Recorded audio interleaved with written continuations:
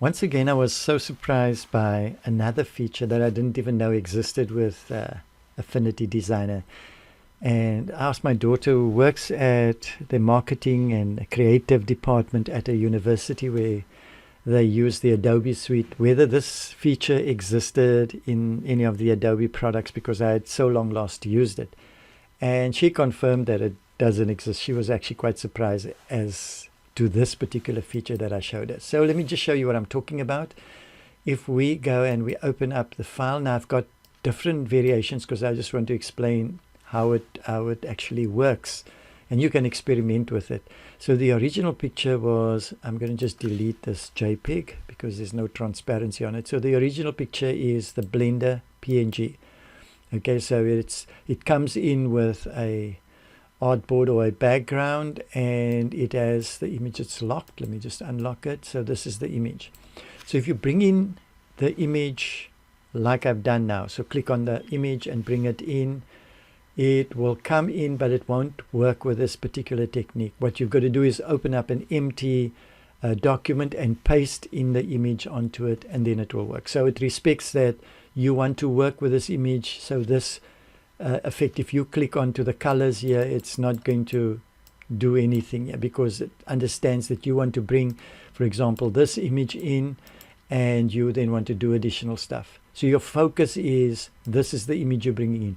But if you're bringing in a clear document and you're pasting this image in, it then intuitively understands that you want to modify, or you have the ability to modify that in a shorter number of keystrokes as possible. Okay, so I've opened this. If I choose color, nothing happens. Now let me show you. Let's say I open a new document. Okay, so make it a web document, make it 1000 by 1000 pixels. So this is exactly the same like previously, but it's got no image attached to it. So I'm going to go get that same image and I'm going to place it. So which one was it? This Blender one. Okay, and the reason I'm using the Blender thing is because I'm quite excited about Blender 2.8. I'm a SketchUp and C4D guy. Always avoided Blender because it kind of just felt a bit clumsy, although it's a very powerful program. But now I got excited because 2.8 just brings everything home. But that's another story. So if I open this and I paste it, so now it understands that I've pasted in this image. It's not the original part of the document, so I could modify it in a quick step. And the quick step is when I go to my color palette, look what happens. Okay, boom. If I go there, whatever color I'm choosing, it all blends in there. Very, very interesting. But the point I want to also just highlight, which I'll show you with the additional images that I'm going to bring in, is that it seems that everything that has a color, I think they would refer to it as a hue or a texture color or whatever, everything that has a color will change according to the image, the colors that I'm pulling in here. They might come across as different intensities, like this middle thing here is a blue, itself is blue, a certain level of blue. And here you can see it's a bit darker than the outsides, but it generally takes on all the color here. And I was wondering whether, if it was a black dot, whether it would take on the color, because this white area doesn't seem to be affected by it. And I'll show you that literally anything that's totally black and totally white is not affected by this kind of overlay thing when you place an image and then you start to do with this color wheel. I'll show you some examples, but this is quite incredible. And then the next thing I looked at is whether the gradient tool would be affected also. So click gradient and moved it. And okay, the one that I've chosen now is almost the similar colors. So I'm going to just double click here and then go tweak it differently. Look at that. Okay, now if you had a color background and it wasn't transparent on the object you brought in, then of course I think if it's totally white, perfectly white, it won't affect that, or perfectly black. But if it's a light gray or other color background of the image, it will be affected by all the colors that we are putting onto it. But look at this. I mean, if I click there and I go change that, we are literally working with a PNG, and all the colors that are on there are immediately replaced by what we choose in this area. So you can see the power of this is that we probably can take a PNG high quality that is a particular color, and we can recolor it without recreating it if the resolution and everything is fine, and you don't have to turn it into a vector or anything. So this for me is so powerful. So if I go to transparency, let's see what happens. Same thing works here.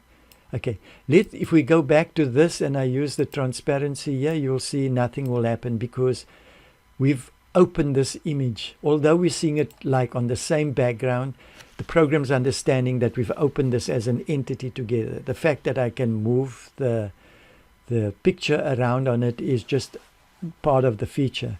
But in this case, we opened a blank document, we put an image on, and just by clicking on that, we could change the overlay values, etc. I think this is so incredible. Okay, so what happens if we have a black? I'm going to do a black area.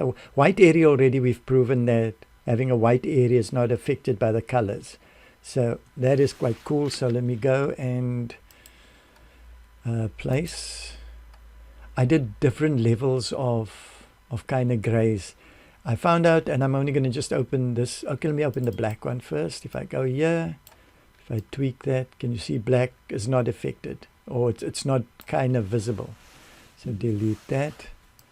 I'm going to go and place a dark gray. So I wanted to check levels between white and the white and black. So this is a kind of dark gray. If I do that, it pretty much still goes along the line of how the colors affect it. So it's not that much. I think the closer you get to perfect white, the less you notice it. The closer you get to perfect black, the less you're going to notice this effect that we have on here. Okay, let me just try the last one that I created, which was this light gray. So if we do this, I anticipate this would change color. You'd notice just a slight difference. Okay, can you see there? So it has changed to a sort of a level with a lower saturation because it's closer to white, this area. So you can sort of manipulate it to your heart's content as to what you want. But I think this is so powerful. These applications can be in whichever area. I'm looking at it in a place like you have a logo like this, and you're putting it into a document, and you go like, okay, I think I want that logo just to be all one particular color, because that's also a dark color. So you go, okay, we make it say red. There we've got it as red. Then if you bring in another image, you can say place. Let's choose some other thing. We'll use the Affinity logo. We'll bring this in. With this one, we can modify it there to be whichever color. Isn't that incredible? So hopefully this excites you. You can see many uses for it. I think it's so powerful because you could go get a lot of PNGs if it's not the proper color. There's no sort of tracing it and creating layers and adding all the different stuff. It's a matter of bringing it in, placing it, and then just using the color wheel to get that going.